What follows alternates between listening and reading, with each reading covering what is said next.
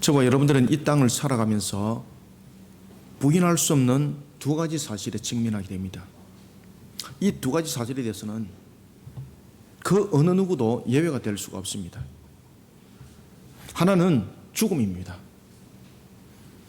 이 죽음을 면한 사람이 이 지구상에 지금 현재까지 아무도 없습니다. 그 다음에 두 번째는 부활입니다.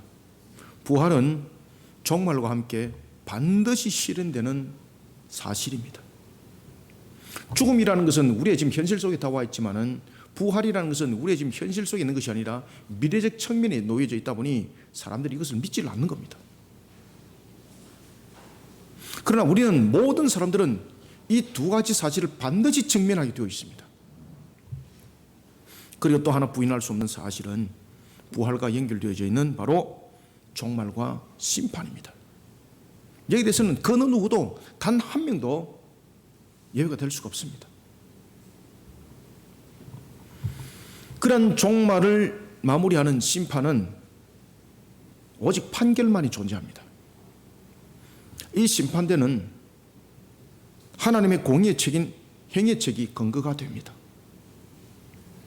변론도 변명도 필요치 않은 완전한 판결이 행위책을 근거로 일어나게 됩니다.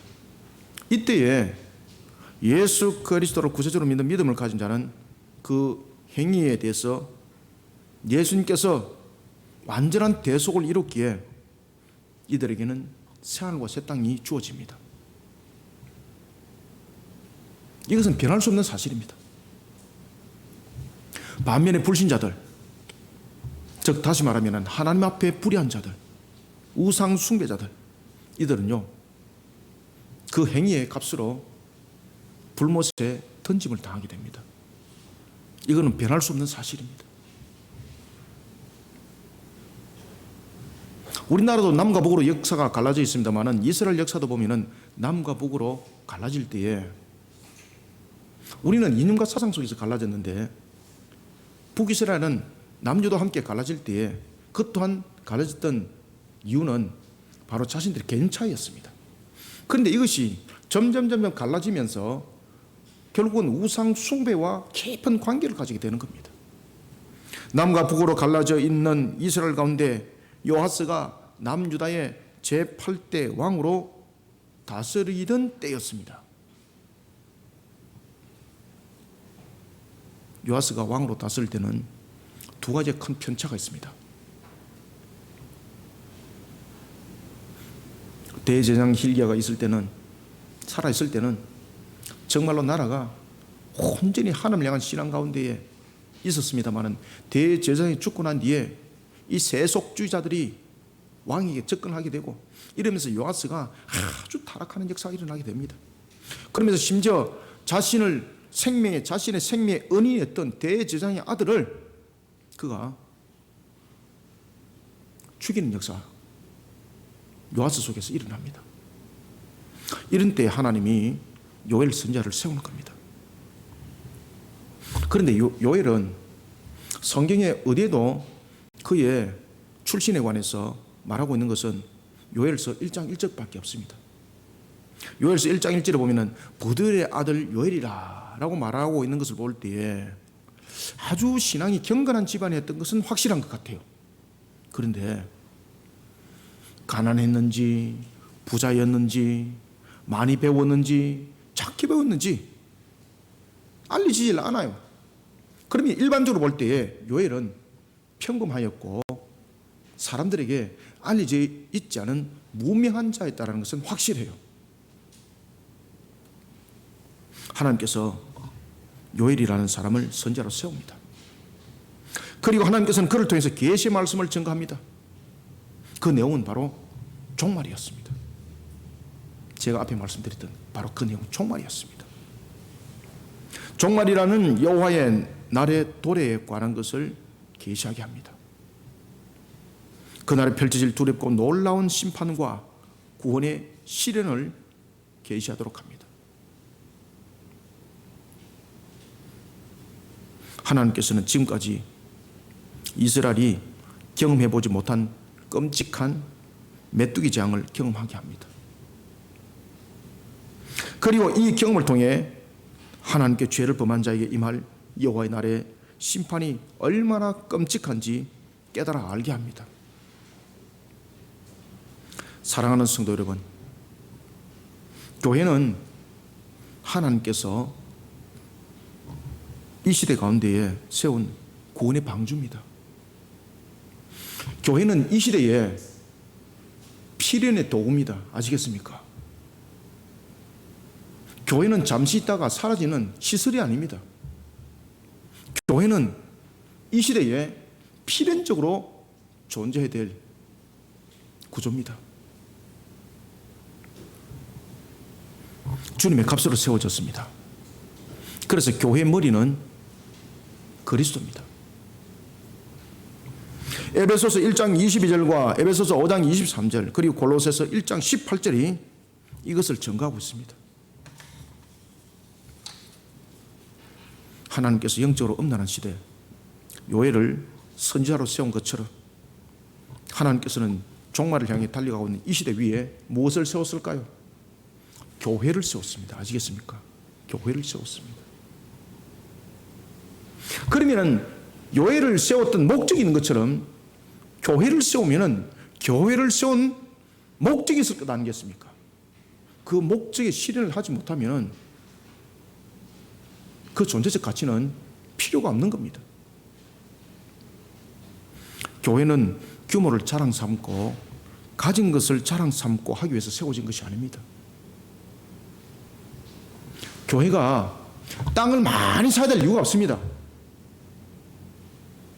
왜 교회들이 땅을 많이 사야 되는지 저는 이해를 하면서 저는 탐복을 합니다.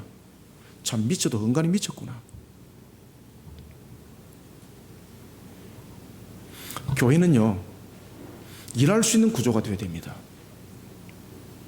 큰 구조가 아닙니다. 교회는 일할 수 있는 구조를 만들어야 되는 것이 교회입니다. 끌어모으는 집단이 돼서는 안 됩니다. 끌어모으기를 많이 하면요, 썩은 냄새만 진동할 뿐입니다.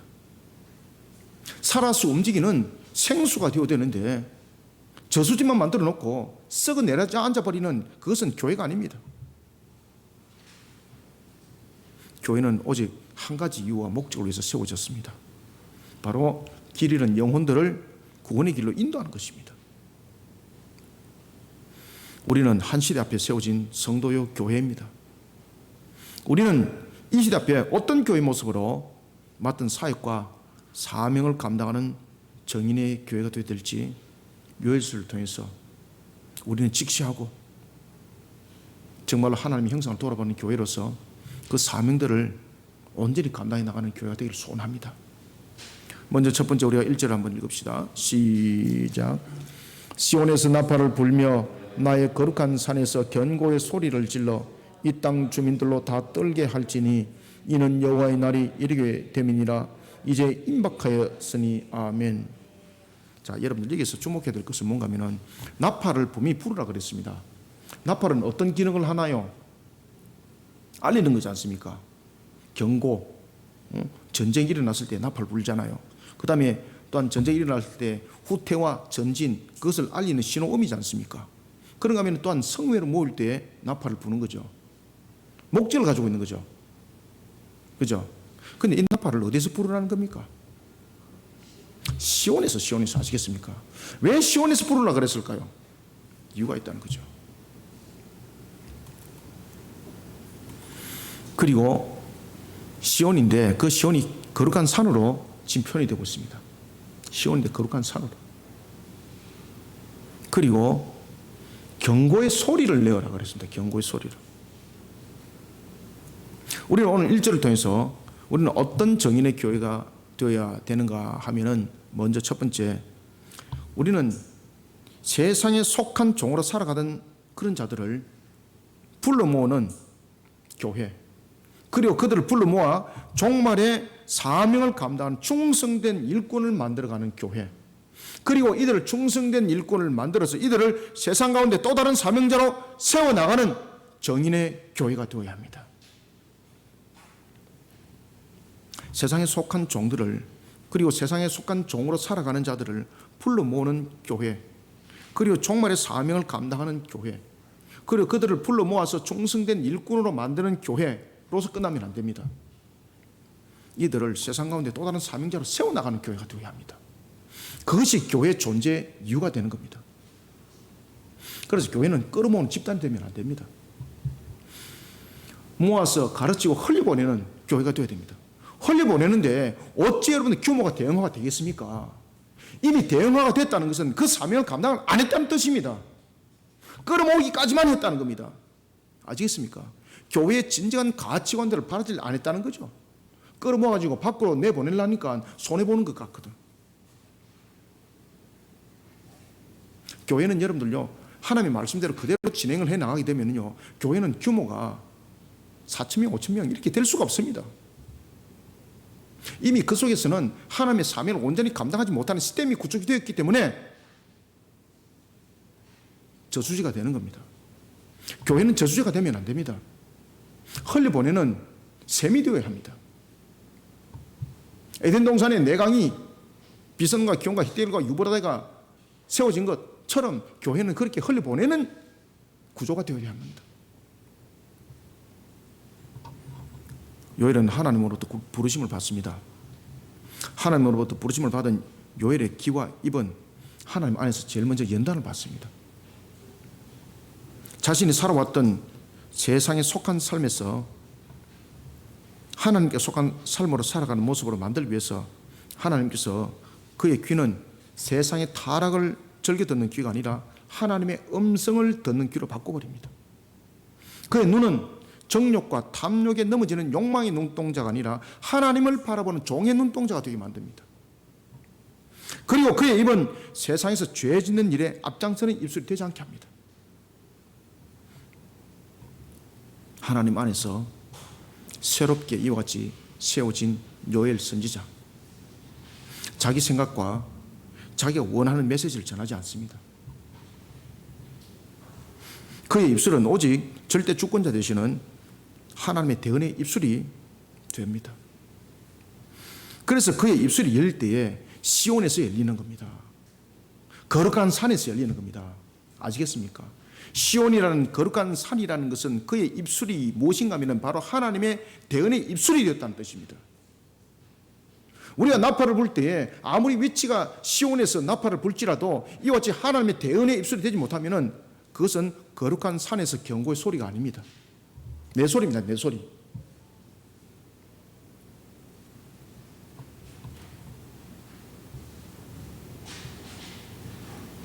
절대 주권자 되시는 하나님의 대언의 입술이 된 그의 입이 드디어 열립니다.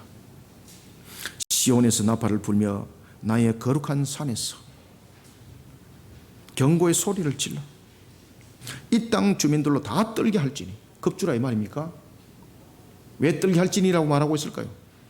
그 죄에 대해서 선포하는 겁니다.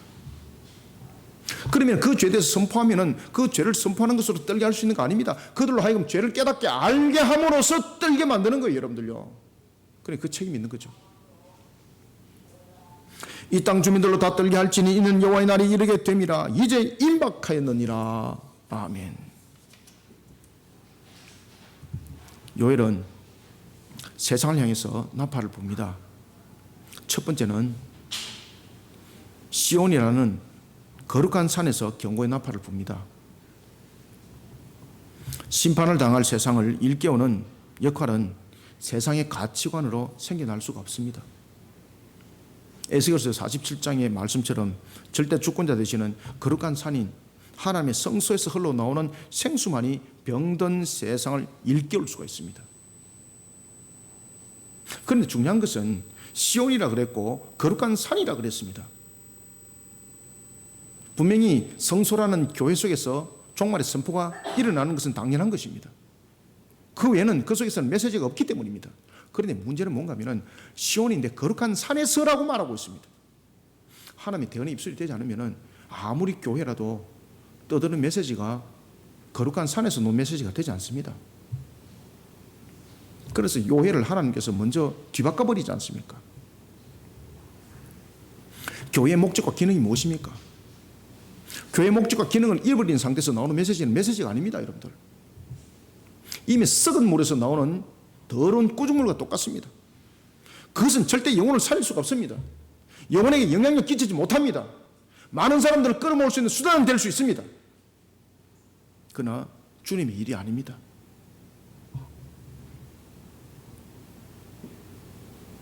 그래서 교회가 어떤 기능 속에서 세워져야 하고 교회가 어떤 역할을 해야 될지를 한국 교회는 많은 고민을 하셔야 됩니다. 저는 교회들이 세워지면서 그 교회의 목적과 목표가 무엇입니까? 물어보면요, 대형교회입니다. 전부 다. 참 제가 얼마나 한탄스러운지 모릅니다. 그 속에서 이미 게임셋입니다. 교회의 목적과 기능은 무엇인가 하면 주님의 사명을 감당하는 부분에 대해서 한 명의 교회든 두 명의 교회든 그것은 전부 다 에클레시아거든요. 왜 사람이 많아야만이 일을 할 수 있냐 말입니다. 그러면 교회 뭐 하려고 세우냐 말이에요. 교회 뭐 하려고. 교회는 하나님의 기능을 하는 곳입니다. 하나님의 사명을 감당하는 곳입니다. 그런 측면에서 이 모습을 잃어버리면 교회 속에서 나오는 메시지는 거룩한 산에서 울려 펴지는 나팔의 소리가 아닙니다, 여러분들. 그러니까 교회끼리 경쟁해서 끌어모기 작전하고 앉아가 있고, 어떻게든 끌어모기 위해서 대형차 돌려가지고 골목까지 싹 훑어가고 쌍끌이하고, 이게 무엇입니까 이게?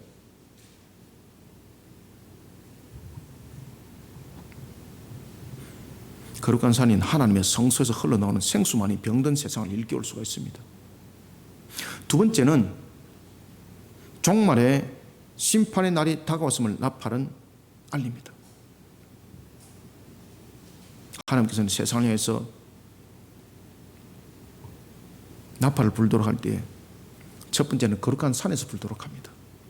이 거룩한 산에서 불어난 것은 무엇입니까? 오직 주님의 사명 사역을 감당하는 일에 세워진 역할을 하라는 것입니다. 그 다음에 두 번째는 종말이 다가왔음을 알리는 나팔이 되라는 것입니다. 종말의 날을 향해 세상이 급속하게 달려가고 있음에도 불구하고 여기에 대해 세상은 안일함에 빠져져 있습니다. 영적으로 둔감해져 있는 세상을 일깨울 수 있겠습니까? 탐욕과 탐심, 정욕과 타락, 불의 속에 맞들여져 있고 길들여진 세상, 누가 바르게 이끌어 가겠습니까? 하나님께서 이름도 없고 유명하지도 않는 요엘을 사용한 것처럼 이름 없고 유명하지도 않는 교회가 세상을 향해서 주님의 나팔이 되어야 합니다. 그래서 교회는 크고 작고 규모를 가지고 일할 수 있니 없니, 그것은 이미 끝난 교회입니다. 아무리 작은 교회라도 사람이 없어서 일을 못해요. 이미 끝난 교회입니다. 그건 교회 아닙니다. 주님께서 한 명을 모인 교회면 한 명으로서 그 역할들을 감당하는 것이 교회입니다.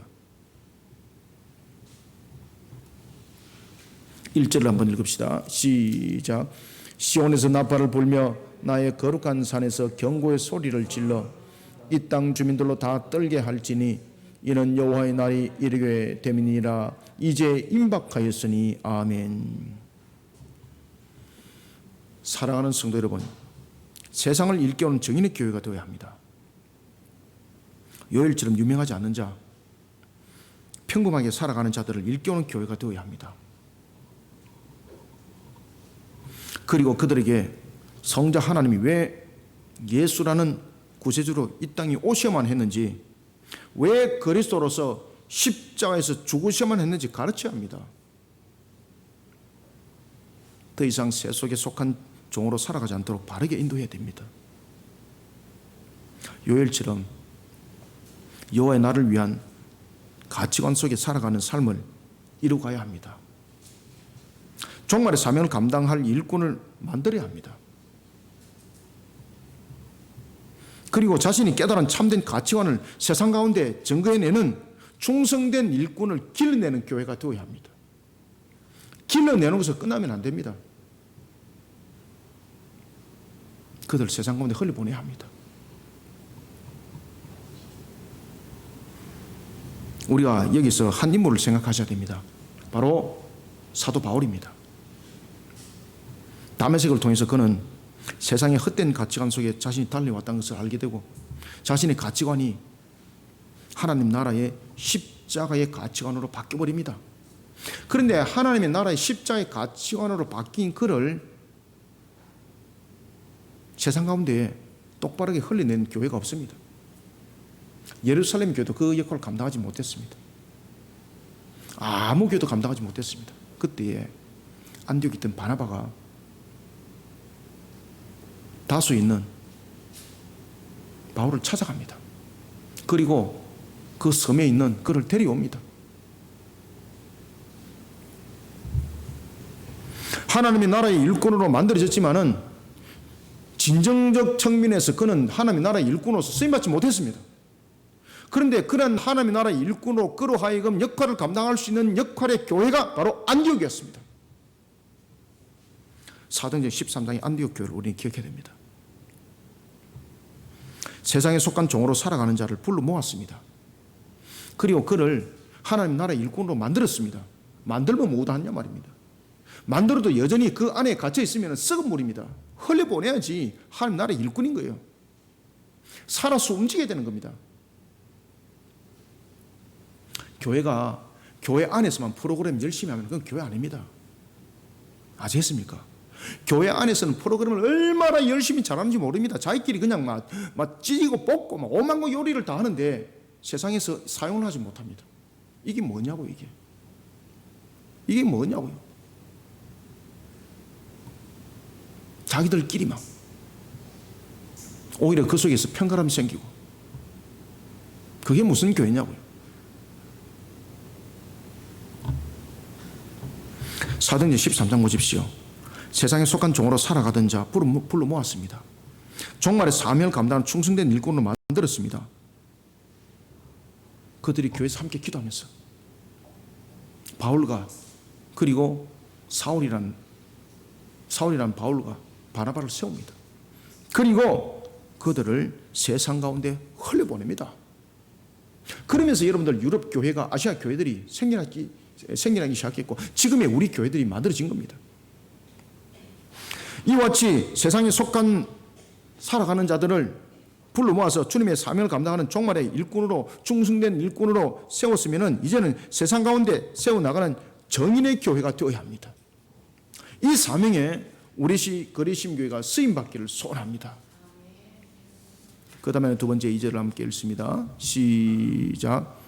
곧 어둡고 캄캄한 날이요 짙은 구름이 덮인 날이라 새벽빛이 산 꼭대기에 덮인 것과 같으니 이는 많고 가한 백성이 이르렀습니다.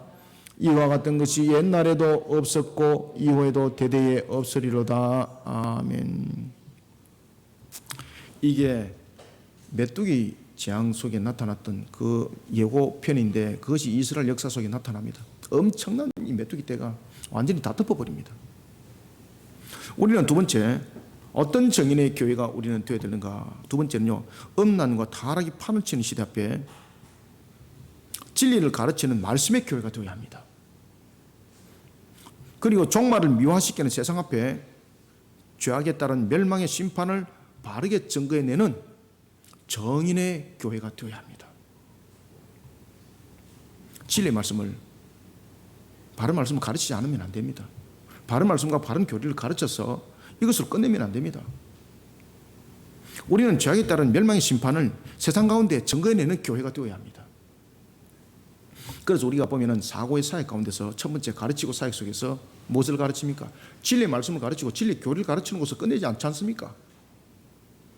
우리가 두 번째 사역, 세 번째 사역이 무엇입니까? 영적으로 보게 하고 영적으로 듣게 하고 사역을 지금 6년째, 7년째 우리가 펼치고 있지 않습니까? 이 사역들을 펼치기 위해서 이미 11년 전에 개척할 때부터 가르치고와 사역은 이미 일어났던 것입니다. 그 전에 개척하기 전부터 이미 이 사역은 제가 했던 것입니다.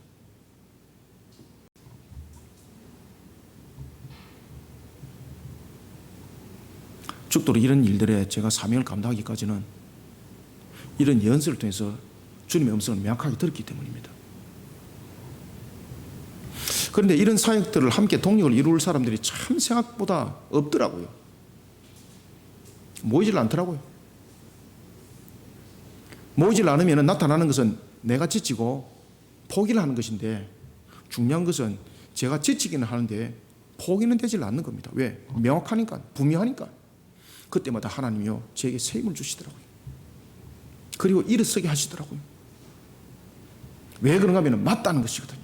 요엘처럼 말입니다. 이래 쓰게 만들더라고요. 하나님께서는 메뚜기 떼의 강력한 재앙을 통해 남유다로 하여금 하나님께 불의하고 우상 숭배에 빠지는 자들을 돌아보게 합니다. 출애굽기 10장 22절을 보면 하나님께서 애굽에 내렸던 10재앙 가운데서 9번째 재앙 기억나십니까? 메뚜기 재앙도 있지만 흑암 재앙이 있습니다. 지금 이스라엘 역사 속에서 일어나고 있는 이 메뚜기 재앙은 출애굽기에 나타나고 있는 메뚜기 재앙을 그 재앙보다 더 버금가는 바로 흑암의 재앙과 함께 가는 그런 모습을 연출하고 있습니다. 애굽에 내렸던 10재앙 가운데서 9번째 재앙인 흑암 재앙은 온 이스라엘을, 온 애굽을 뒤덮었습니다. 3일 동안 말입니다. 이것처럼 하나님께서 요를 통해서 예언합니다. 메뚜기들을 통해서 강력한 재앙이 일어날 것을. 이 메뚜기 재앙을 통해서 일어나는 재앙이 마치 9번째 흑암 재앙처럼 온 이스라엘을 덮어버릴 것이라고. 그런데 그 사건이 그대로 터집니다. 하나님께서는 이 재앙을 통해서 장차 일어날 심판을 예고하고 있었습니다. 두렵고 떨리는 심판이었습니다. 그런데 이 흑암은 메뚜기 재앙으로 끝나지 않았습니다. 오늘 본문에 나타나고 있는 것처럼 이 예언의 말씀대로 열왕기하 23장 31절부터 열왕기하 25장 26절에 보면은 이스라엘을 덮어버리는 거대한 사건이 일어납니다. 바로 바벨론에 의해서 세 차례 침공이 일어납니다. BC 605년과 597년 그리고 586년에 일어났던, 특히 586년에 일어났던 세 번째 침공은요, 얼마나 강력했던지 이 바벨론이 주변에 이방 국가들과 연합을 해가지고 예루살렘을 완전히 메뚜기 떼처럼 덮어버립니다. 새까맣게 덮어버립니다. 왕인 시드기야는 도망가려고 발버둥 칩니다. 야, 이 길로 가면 나는 살 수 있을 것이 했는데 그 도망가는 9년까지 전부 다 고발이 다 된 겁니다. 그러면서 왕이 보는 앞에서 아들들은 전부 다 목을 쳐버리고 시드기야는 두 눈이 뽑힙니다. 그리고 쇠사슬에 끌려갑니다. 짐승도 그렇게 끌고 가지 않습니다. 짐승보다 못한 모습이 되어버린 거죠. 메뚜기 떼가 온 하늘을 뒤덮어 새벽빛이 산꼭대기에 덮인 것과 같이 빛이 가려져 온 세상이 캄캄하게 되는 공포 속에 놓이는 것처럼 예루살렘은 이방 군대가 인산인해를 이뤄서 완전히 쑥대밭을 만들어버린 역사가 BC 586년에 일어나게 된 겁니다. 그리고 성전 파괴가 일어납니다. 죄악에 따른 그 값이 얼마나 무서운지 그들은 역사 현실을 통해서 알게 됩니다. 하나님께서는 요엘 선지자의 입술을 통해서 이것을 깨달아 알게 합니다. 하나님께서는 요엘 선지자의 입을 통해서 마귀가 주는 세상의 달콤함에 넘어가는 영혼들을 향해서 죄는 반드시 그 값이 있다는 것과 그 값이 얼마나 처절한 것인지를 깨달아 알게 합니다. 여러분, 우리는 반드시 잊지 말아야 될 것이 있는데 그것은 뭔가 하면 하나님이 창조주라는 사실과 창조주가 모든 것을 창조하실 때 창조는 목적이 있다는 것입니다. 우리는 그 목적을 벗어나면 반드시 값이 있습니다. 하나님의 창조 목적은 무엇입니까? 하나님 보시기에 좋았더랍니다. 그래서 창세기 1장에 보면은 하나님 보시기에 좋았더라를 7번이나 사용을 하고 있습니다. 창조 과정을 통해서 하나님 보시기 좋았더라, 하나님 보시기 좋았더라. 그러면서 사람을 창조하시고 심히 보기 좋았더라.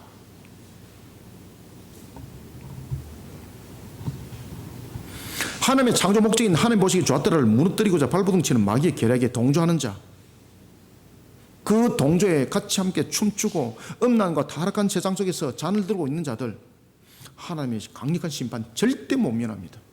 왜 그런가 하면 하나님의 창조 목적을 무너뜨렸거든요. 요엘 선지자가 이 사실을 지금 일깨워주고 있습니다. 2절을 다시 한번 읽읍시다. 시작. 곧 어둡고 캄캄한 날이요 짙은 구름이 덮인 날이라 새벽빛이 산꼭대기에 덮인 것과 같으니 이는 많고 강한 백성이 이르렀습니다. 이와 같은 것이 옛날에도 없었고 이후에도 대대에 없으리로다. 아멘. 빛을 가리고 있는 실체를 걷어내지 못하면 빛은 그 실체가 있지만 상황은 마치 빛이 없는 것처럼 나타납니다. 빛이 존재하지 않는 것처럼 되어버립니다. 빛은 이미 존재하고 있습니다. 그런데 그 빛을 덮어버리는 하나의 구조적 측면이 있다면 이걸 걷어내야 되는 겁니다. 빛은 있는데 밑에 메뚜기 떼가 지나가면서 다 덮어버렸습니다. 그러니까 전부 다 흑암이잖아요. 빛이 없은 경우가 없거든요. 여전히 존재했거든요. 음란과 타락이 바로 그런 겁니다. 음란과 타락이라는 흑암이 지금 세상을 덮고 있습니다. 이거 안 걷어내면요 안 됩니다. 그래서 이 땅을 살아갈 때 회개 신앙이 너무나도 중요한 것입니다. 성화 과정 속에서 말입니다. 세상에는 빛의 말씀인 진리가 판단의 기준이 되어야 됩니다. 아시겠습니까? 그래서 제가 여러분들 기도할 때 무슨 기도했습니까? 이 나라 위에 무엇이 정의의 공의의 절주가 되어 달라고 기도했습니까? 하나님의 법도와 규례입니다. 하나님의 말씀입니다. 세상에는 분명히 하나님의 이 말씀이 진리로서 빛을 발하고 있는데 이 진리가 판단의 기준이 되지 못하게 하고 있습니다. 진리와 정의는 없고 세상의 상식. 여러분들, 나라가 상식만 있으면 나라가 똑바로 됩니까? 나 물어봅시다 한번. 나라가 상식이 있어야 된다는데 상식이 아이들 이름입니까? 우리나라 상식이 아마 이름 불러보세요. 아마 많이 나타날 거예요. 아마. 상식아 이러면 얼마나 많이 나타나는지 모르겠습니다. 진리는 없고 정의는 없고 상식만 있으면 됩니까? 세상이 원하는 방식, 이것을 진리라고 말할 수 있습니까? 세상이 원하는 방식은 진리가 아닙니다. 나라가 있어야 될 이유, 지도자가 있어야 될 이유는 이런 부분 때문에 필요한 것입니다. 세상의 상식으로 지도자는 나라를 다스리면 안 됩니다. 세상이 원하는 방식으로 지도자는 나라를 이끌어가면 안 됩니다. 그것은 정의라고 말할 수가 없습니다. 거짓이 참을 삼켜버리고 있습니다. 그러니까 집단 이기주의가 계속해서 등장하는 거예요. 이 나라 위에 상식보다 앞서는 것이 있습니다. 바로 하나님의 법도와 규례입니다. 때로는 이 법도와 규례가 나에게 매를 대는 것과 같은 그런 모습이지만은 결국은 모든 것은 하나님의 속성 가운데 반드시 있다는 것을 기억하시기 바랍니다. 하나님의 속성은 선하심과 거룩하심과 사랑하심과 그리고 우리를 더욱더 풍성하게 만들어가기를 원하는 속성이 그 속에 있습니다. 그러니 이 나라의 모든 기조와 모든 구조적 측면, 모든 기준에 있어서 세상의 상식이 아니라 사람들이 원하는 방식이 아니라 집단 이기적 측면에서 타협이 아니라 하나님의 법도와 규례입니다. 이것이 우리를 살리는 길입니다.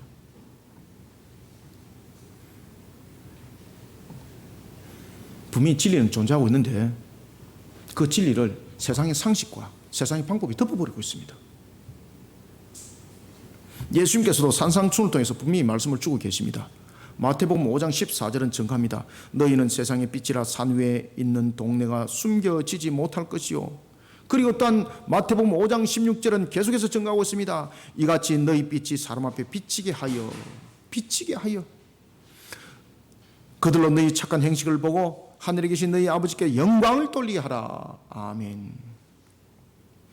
불의의 흑암으로 세상은 덮여 있습니다. 이런 세상이 진리의 교회를 탓하는 것은 당연합니다. 여러분 아시겠습니까? 두려워하지 마시기 바랍니다. 여기에 쫄여가지고 아무 일도 못하고 앉아가 있고 세상에 눈치 보면서 문 닫는 것만 열심히 잘하고 앉아가 있고 이게 무슨 교회냐 말이야. 이게 무슨 교회냐.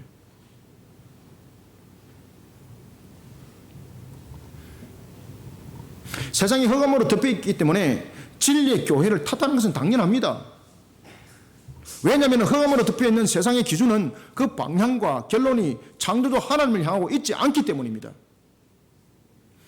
음란과 타락이 판을 치는 시대 앞에 빛이라는 진리는 여전히 존재하고 있습니다. 그 진리는 세상에서 발현될 수 없습니다. 진리는 여전히 존재하고 있지만은 그 진리는 하나님의 말씀 안에서 나오는 겁니다. 하나님 말씀 안에서, 방법에서 나오는 것 아닙니다. 교회는 진리의 말씀을 그래서 열심히 가르쳐야 됩니다. 교회는 바른 교리를 열심히 가르쳐야 됩니다. 아유, 성경 열심히 가르치면 사람들이 안 모여요.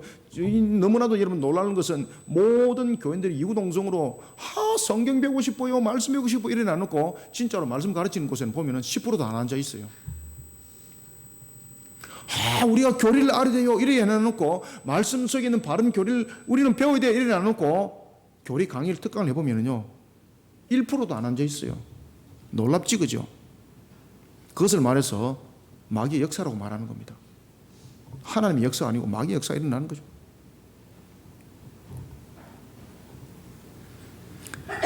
교회는 진리의 말씀을 가르쳐야 됩니다. 바른 교리를, 말씀 속에서 나온 바른 교리를 가르쳐야 됩니다. 세상의 교훈이 아니라 하나님의 말씀 안에서 나온 진리를 가르쳐야 합니다. 고린도전서 2장 2절 보십시오. 바울은 고린도 교회를 향해서 무엇을 증거했습니까? 그는 이렇게 말하고 있습니다. 내가 너희 중에서 예수 그리스도와 그가 십자가에 못 박힌 것 외에 아무것도 알지 않아야 하기로 작정하였습니다. 아멘. 죄사함과 구원의 진리의 빛이 어디서 나오겠습니까? 말씀으로부터 나오는 겁니다. 죄사함과 구원의 진리의 빛의 말씀을 우리는 가르쳐야 합니다. 그래서 말씀은 권세가 있고 권능이 있는 겁니다. 그 말씀을 가르치는 자리에 놓지 않는다는 것은 신비할 정도로 역사가 일어나는데 하나님의 역사는 그 속에 없습니다. 여러분들.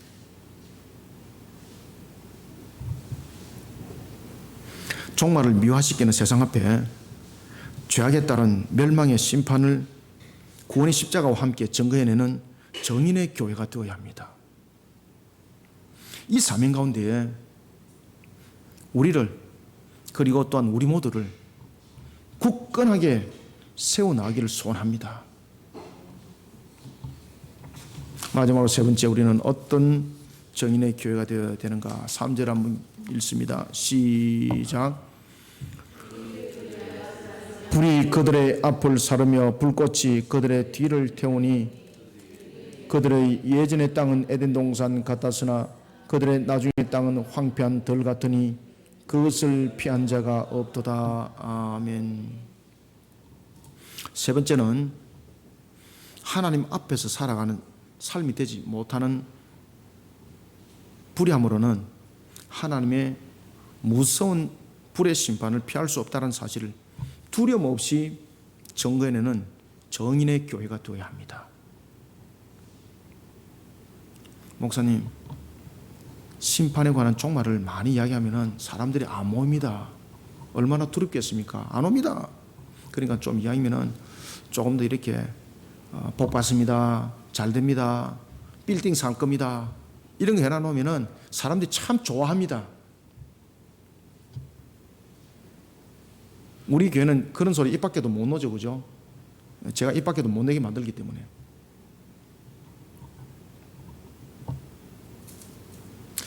교회가 여러분 어떤 곳이라 말했습니까? 제가 우리는요 때로는 하나님의 심판의 말씀을 들으면서 위로받습니다. 아시겠습니까? 꼭 위로받는 것이 여러분들 잘 될 것입니다. 여러분들 꿈 잘 꿨습니까? 복권 한번 사보세요. 로또 한번 사보세요. 이런 헛소리나 하고 앉아가 있고 그런 허황된 속에 무슨 여러분의 신앙이 있고 무슨 살아계신 하나님의 역사가 있습니까? 놀라운 것은요 하나님이 종말에 관한 심판의 말씀을 주면서 우리를 오히려 위로하게 만드시고 오히려 격려하게 만드시고 이 속에 우리의 신앙들을 더욱더 격양시키면서 여러분들의 삶들을 풍성하게 만들어가는 역사 그 속에 함께 있습니다. 그러니 심판의 말씀은 심판으로 끝나지 않습니다. 여러분들 하나님의 속성을 잘 아셔야 돼요. 여러분들요 하나님은 진노하고 분내시는 분이 아닙니다. 왜 하나님이 진노하고 분내겠습니까? 왜 종말이라는 부분들이 그 속에서 일어나겠습니까? 하나님의 속성은 잘 보십시오. 하나님의 속성은요 진노하고 분노하심이 아니에요. 선하고 거룩하심이에요. 생육하고 번성하고 충만하는 것은 하나님의 속성 속에서 나타나요. 왜 하나님의 진노와 왜 하나님의 분노하심이 나타났습니까? 바로 인간의 죄 때문이죠. 이 문제가 근본적으로 해결되지 못하면 생육 번성 충만함이라는 하나님의 속성 속에 나타나는 그런 복됨의 역사들이 일어나지 않기 때문에 근원적 측면, 근본적 측면을 치료하고 해결하는 측면에서 종말의 심판을 말씀을 하는 거예요. 그래서 우리는 이 종말의 심판을 통해서 우리는 위로받고 격려받고 오래 소망과 희망을 바라볼 수 있는 신앙이 되어야 되는 것입니다. 그런 측면에서 우리는 하나님 앞에서 살아가는 삶이 되어야 합니다. 이런 하나님 앞에서 살아가는 삶이 되지 못하고 그저 단맛만 들이가지고 당근만 빨아먹으려고 그러고 하나님 앞에서 살아가는 삶이 되지 못하는 불의함은 하나님 앞에서 무서운 불심판을 받습니다. 피할 수 없습니다. 우리는 이 사실을 두려움없이 정해내는 교회 성도들이 되어야 합니다. 그래야만요 세상의 영혼들을 일깨울 수가 있습니다. 그래야만 그들을 진짜로 복된 길로 이끌어 인도할 수가 있는 겁니다. 요한계시록 20장 14절은 백보자 심판이 열리고 그 행위에 따라 판결이 난다는 것을 우리에게 증거하고 있습니다. 하나님 앞에 불의하였던 불신자들 그 행위의 값에 따라서 심판을 당하는데 그들이 던짐을 당하는 곳이 어디입니까? 바로 불못이었습니다. 마가복음 9장 48절에 의하면 거기는 구더기도 죽지 않는다 했습니다. 불도 꺼지지 않는다 그랬습니다. 그 속에서 그들이 영생합니다. 어떻게? 계속 태워진 상태에서 영생하는 겁니다. 불이 안 꺼지니까. 불을 끌 수가 없는 거예요. 그 생명 자체가 영생하는 것이 아닙니다. 아시겠습니까? 우리도 천국에서 어떻게 영생하는가 아세요? 우리의 생명체 본체로서 영생하는 것 아닙니다. 우리의 생명체 본체로서 만약에 영생한다면 우리는 피조물이 아닙니다. 하나님이 또 다른 하나의 신격화를 만드는 인물이 되는 겁니다. 우리는 여전히 천국 가도 먹는 문제 남아 있습니다. 천국 가도 우리는요 일합니다. 지금처럼 이런 일이 아닙니다. 바로 아담이 죄를 범하기 전에 에덴 동산에서 일했던 그 일입니다. 바로 일을 통해서 가꿈을 통해서 하나님 앞에 영광이 되고 그 가꿈을 통해서 우리는 기뻐하고 하나님의 창조의 아름다움을 보는 겁니다. 그러니까 노동적 가치의 기준이 달라지는 겁니다. 그렇지만 여전히 존재하는 것은 먹는 문제는 존속합니다. 그래서 우리가 천국에서 영원히 살아가는 것도 이런 보시면은요, 우리는 12달에 있는 사계절의 나무의 과실을 먹고 우리는 영생하는 겁니다. 아시겠습니까?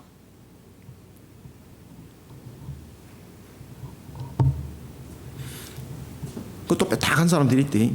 목사님 그러면은 거기서 단식하고 금식하고 이러면은 굶어서 죽는 사람도 나타나겠네요.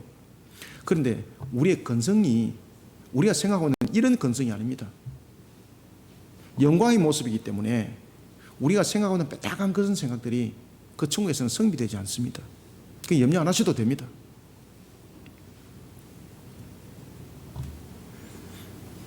특히 여러분들 보시면은 우리는 이와 같이 영생하는 조건들이 있습니다. 불못에 던져진다면 어떻게 영생하는가 하면은 불에 태워진 상태에서 영생합니다. 그래서 요한계시록은 그것을 가리켜서 둘째 사망이라고 말하고 있던 것입니다. 둘째 사망이라. 계속 죽어가는 상태. 요엘 선지자는 하나님 앞에 불의한 자들, 우상 숭배자들이 당할 심판의 무서움을 불로 표현하고 있습니다. 불심판의 강력함을 에덴 동산과 연결시켜서 이렇게 말합니다. 하나님 앞에 불의한 자들, 우상 숭배자들이 당할 심판의 무서움은 적과 꿀이 흐르던 땅이 불에 태워짐을 당하여 어떤 결실도 어떤 소망도 찾아볼 수 없는 황폐한 들과 같이 될 것이며 이 심판은 아무도 피할 수 없습니다. 아멘. 아무도 피할 수 없습니다. 3절을 다시 한번 읽읍시다. 시작. 불이 그들의 앞을 사르며 불꽃이 그들의 뒤를 태우니 그들의 예전의 땅은 에덴 동산 같았으나 그들의 나중의 땅은 황폐한 들 같으니 그것을 피한 자가 없도다. 아멘. 사랑하는 성도 여러분, 민수기 15장 40절은 모든 계명을 기억하고 행하면 너희의 하나님 앞에 거룩하리라 라고 말씀을 주고 있습니다. 하나님 앞에서 살아가는 말씀을 지켜 준행하는 삶은 복이 있습니다. 그래서 신명기 27장 28장도 여러분 그 말씀을 우리에게 주고 있지 않습니까? 하나님의 법도와 규례를 지키라. 그리하면은 심지어 너가 성읍에 있든지 성 밖에 나가든지 모든 것이 복될 것이고 손대는 것마다 범사가 잘 될 것이고 심지어 기르는 덜짐승조차도 복받는다고 말하고 있습니다. 하나님 앞에서 살아가는 삶, 이것은 무엇입니까? 하나님 앞에서 살아가는 삶이라는 것은 말씀에 지켜 준행하는 삶입니다. 그 삶은 이미 하나님께 예물로 드려진 삶입니다. 그러니 하나님이 기뻐 받으실 수밖에 없는 거예요. 고린도후서 2장 15절의 말씀처럼 하나님께서 그를 세상에 대해 자신의 향기로 이제 사용을 한 겁니다. 하나님께서 여러분 예물을 받았습니다. 어떻게 하겠습니까? 이를 세상 가운데 향기로 사용한다니까요. 그러니까 여러분 복될 수밖에 없는 거예요. 그러니 우리 그리심 교회 속에서 틀에 있는 사람들은요, 복될 수밖에 없는 거예요. 그러니 신앙의 회초를 맞을수록 감사하고, 그렇다 그래서 제가 뭐 옥상에 데리고 가지고 제가 떼 패는 일 없지 않습니까? 그죠? 여러분 말씀으로 훈계하고 말씀으로 이끌어가면요, 그 말씀 안에 서로 함께 영적 교감이 있다는 것을 기억하시길 바랍니다. 그 속에 하나님의 은혜가 있다는 것을 반드시 기억하시길 바랍니다. 그 속에 주님의 사랑이 함께 있습니다.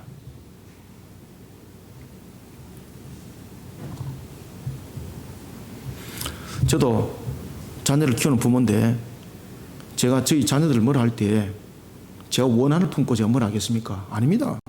잘 되라고. 제가 표현은 잘 못하지만은 저는요, 우리 애들 둘이 진짜 사랑합니다. 제가 가슴으로. 아시겠습니까? 혹시나 뭔가 잘못될까 싶어서 늘 고민하고 늘 돌아보고 늘 생각합니다. 관심 없는 것 아닙니다. 우리 아버지는 집에 오면은 말 한마디 안 하고 책상 앞에 앉아갖고 일만 해요. 새벽 1시까지 아무 말 안 하고 그냥 일만 해요. 이게 아닙니다, 여러분들. 아시겠습니까?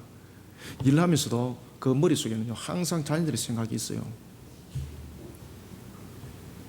하나님께서 우리를 책망하는 것도 똑같습니다. 아시겠습니까? 하나님이 미워하기 때문에 책망하는 것도 아닙니다.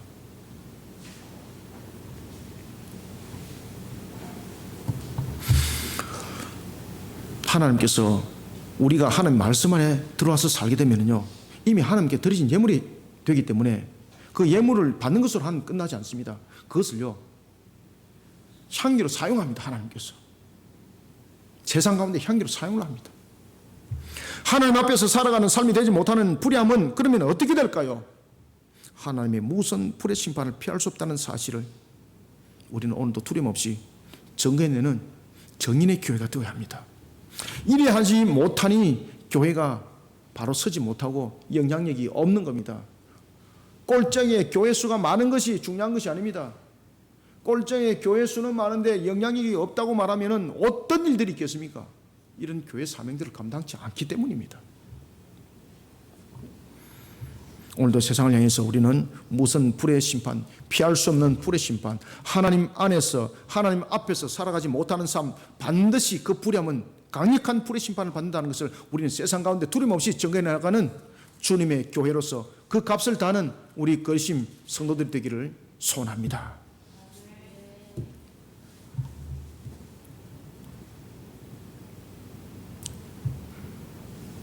말씀을 마무리하겠습니다. 세상에는 두 종류의 증인이 있습니다. 한 종류는 진실의 증인이고 두 번째는 거짓된 증인입니다. 두 종류의 증인이 있는데 진실의 증인은 증거되는 것이 가식과 거짓이 아닙니다. 진실뿐입니다. 어떻게 해서 그의 입에서 진실이 나왔겠습니까?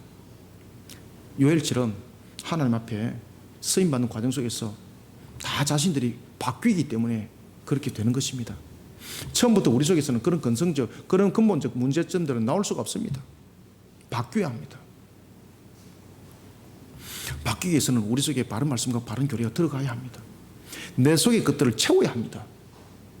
더러운 것들을 끌어내고 그 속에 우리의 바른 말씀과 바른 교리를 내 속에 채워야 합니다.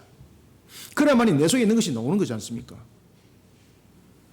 내 속에 채워지지 않는데 어떻게 해서 내 속에서 나오겠습니까? 그러니까 성질만 빡빡 부리는 거지.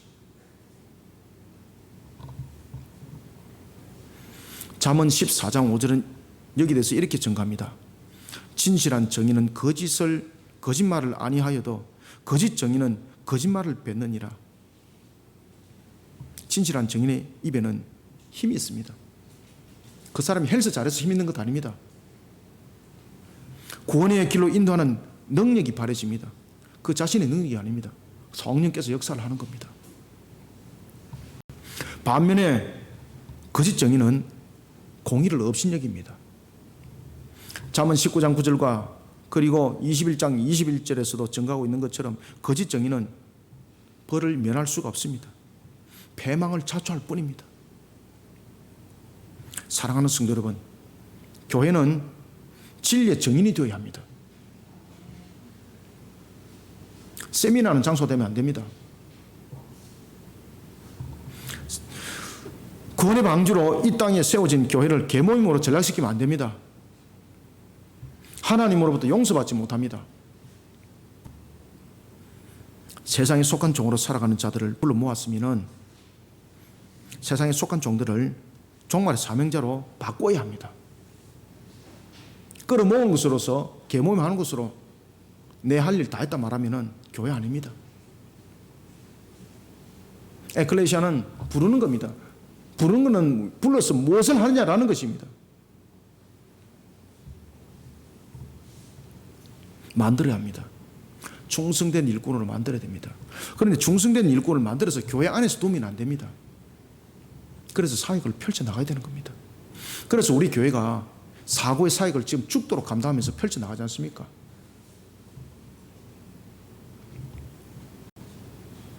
그리고 이 속에서 우리가 사단법인 바티스를 태동하려고 주님 앞에 무릎을 꿇고 있습니다. 제가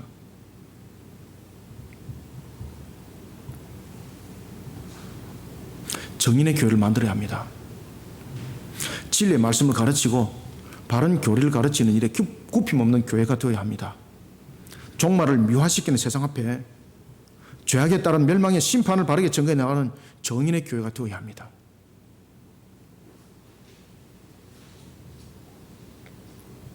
하나님 앞에서 살아가는 삶이 되지 못하는 불의함은 하나님의 무서운 불의 심판을 면할 수 없습니다. 이것을 우리는 두려움없이 증거해내야 됩니다. 이것을 두려움없이 증거해내려고 그러니까 내 속에 채워진 것이 없고는 가능하지 않더라는 겁니다. 최근능 목사님이 일제시대 때에 신사참배를 반대함으로 인해서 붙잡혀 갔을 때 얼마나 많이 두들기 맞은지 모릅니다. 그런데 두들기 패는 사람이 지쳐버렸습니다. 왜 지쳐버렸습니까? 두들기 패니까 살려주세요, 아파요, 이것이 아니고 때리패면은 예수 천국, 때리패면은 불신족. 나중에 때리던 사람 열받아가지고 너는 왜 이 예수 천국 불신족밖에 너는 모르냐? 살려주세요 하면은 내가 생각을 해볼 것인데 너는 왜 자꾸 열받게 만드냐? 그러다 때리패는 사람 지쳐버렸습니다. 그러면서 물어봅니다. 그가 말합니다. 그런데요, 내 속에 채워진 것이 그것밖에 없어요. 내 속에 채워진 것을 밖에서 때리니까 내 속에 있는 것이 흘러노는데 내가 생각한 것이 아니라 그냥 자연스럽게 그냥 흘러노는 것밖에 없어요. 내 속에 채워져야 합니다. 바른 말씀과 바른 교리를 우리는 채워야 합니다. 그래서 두려움 없이 달려가는 정인이 되어야 합니다. 그런 교회가 되어야 합니다. 하나님 기뻐합니다. 하나님이 아름다운 향기를 사용합니다. 하나님이 복된 길로 이끌어 갈 것입니다. 만약에 여러분들이 예수를 믿는 것이 사업을 잘 되기 위해서 예수를 믿는다면 속히 절간으로 가시길 바랍니다. 왜 그런가 하면 그 앉아있는 순간이 우상 숭배거든요. 그런데 여러분들 제가 앞에서도 말씀드렸던 것처럼 중간에도 말씀드렸던 것처럼 주님은요 천지 만물의 창조주십니다. 우리의 필요와 우리의 모든 것들을 이미 알고 계십니다. 그렇기 때문에 주님께서 말씀하시기를 너희들은 먼저 구할 것은 하나님의 나라와 그의 의를 구하는 자도 되라 하였습니다. 우리의 필요와 모든 것을 이미 주님께서는 아시나 그랬습니다. 우리에게 정가를 주지 않습니다. 독사를 주지 않습니다. 최고의 값 있는 것으로서 우리에게 줄 것을 믿으시길 바랍니다. 그래야만이 우리도 지치지 않고 격려를 받고 또한 용기를 받고 달려가지 않습니까? 주님은 아시거든요. 그래서 주님은 전지하시고 전능하신 분이에요. 오늘도 나의 필요를 가지고 전전긍긍하지 마시고 신앙으로 엎드립시다. 신앙으로 달려갑시다. 이런 정인에 대한 교회, 이런 정인에 대한 성도들이 될 때에 하늘의 문이 열려지고 여러분들이 놀라운 역사가 일어난다는 사실입니다. 그렇기 때문에 여러분 보시면 에스겔서 34장의 복된 소낙비도 그런 말씀을 주고 있지 않습니까? 모든 삶의 모든 형편과 모든 환경 위에 충실한 열매를 맺는 복된 소낙비를 부어주시라고 하나님께서 언약했지 않습니까? 이런 역사가 일어납니다. 오늘도 세상을 향해서 빛을 비추어 세상으로 하여금 복된 길을 걸어가는 그 사명에 우리 자신들을 온전히 맡겨놓고 달려가는 저와 여러분들이 되시기를 주님의 이름으로 축원합니다. 살아계에 서서 역사하시는 주님, 오늘도 주께서 우리에게 은혜 담비를 부어주시고 주 앞에 영광된 걸음을 걸어가기에 부족함이 없도록 역사하여 주옵소서. 오늘도 우리에게 주신 말씀이 우리를 동임해 주시고 오늘도 주신 말씀으로 우리의 마음 반석에 있는 돌짝밭과 같은 것, 우리 마음 반석에 있는 가시떨기와 같은 것들 다 드러내고 주께서 이미 우리에게 이루는 옥토밭 속에서 말씀의 결실을 맺게 하여 주옵소서. 오늘도 주신 말씀이 우리 모든 성도들 심령 속에 이미 주께서 이루는 옥토밭에 떨어져서 말씀의 결실이 풍성한 결실을 맺어 주 앞에 영광된 걸음을 걷기를 소망합니다. 부정한 종이 증거된 말씀, 한 올 한 올의 말씀들이 주님의 능력이 되게 하여 주시고 어찌 이것이 사람의 능력으로 이루어갈 수 있겠습니까? 성령님, 오늘도 주신 말씀을 아멘으로 화답한 자 모든 이들에게 주님의 말씀이 능력으로 일어서게 하여 주옵소서. 주신 말씀이 생명이 되게 하여 주시고 꼴의 양식이 되게 부족함이 없도록 은혜 담비 부어 역사하여 주옵소서.